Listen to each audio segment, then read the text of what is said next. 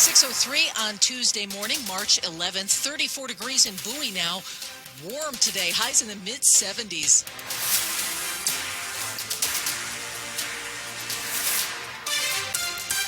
Good morning, I'm Michelle Basch. And I'm John Aaron. Yeah, the first day of spring is 9 days away, but it'll feel like spring today with temperatures expected to be the warmest of the year so far. Your 7 News First Alert meteorologist, Brian Vandegraff. Temperatures in the 70s today. First time we've done that in 2025. We've been in the upper 60s, but today it looks like most of us will touch that 70-degree mark and then some, probably low to mid-70s. Definitely getting more of a spring-like vibe here today.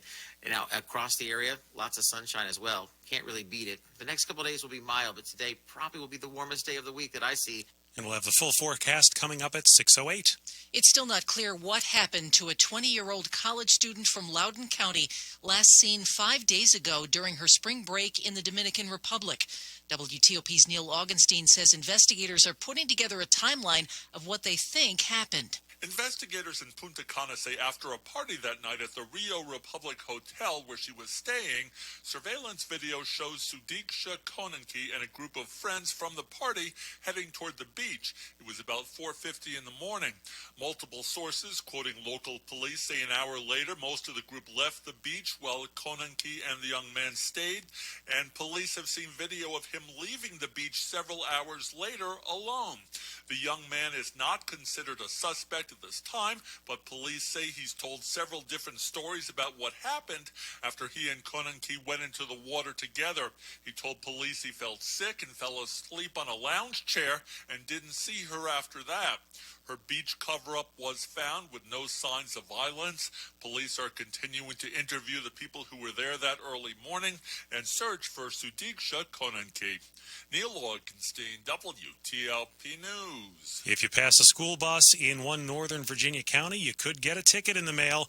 WTOP's Luke Lukert says some of the buses are about to be outfitted with cameras. The pilot program for Fairfax County Public Schools will see 50 buses get these stop arm cameras. They'll send anyone a ticket who drives past that stop sign arm as buses make pickups and drop-offs for their students. The new initiative will begin a 30-day warning period on April 9th. Those bus cameras will record any car that is passing, as well as a picture of that extended arm.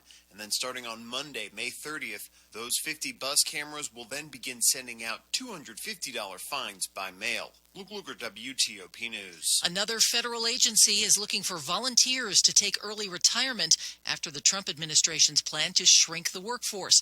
This time it's happening at the General Services Administration, which is asking permission from the Office of Personnel Management to offer employees payments of as much as $25,000 to quit.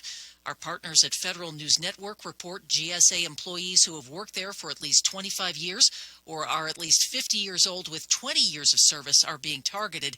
The agency has laid off about 600 employees.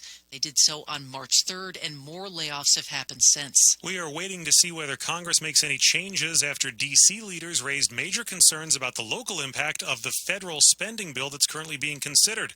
Congress needs to pass a spending measure by the end of the week to avoid a government shutdown.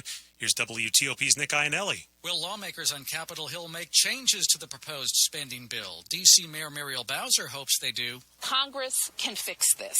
She says if nothing changes, the city faces layoffs, furloughs, and dramatic cuts affecting services including public safety, education, and city cleanliness. The bill as written would treat D.C. like a federal agency, forcing it to revert to 2024 spending levels, which means the city would need to cut about $1 billion from its budget over the next 6 months. It will work against a priority that President Trump and I share, and that is to make Washington, D.C. the best, most beautiful city in the world. Nick Iannelli, WTOP News. And coming up, how is artificial intelligence shaping the job market?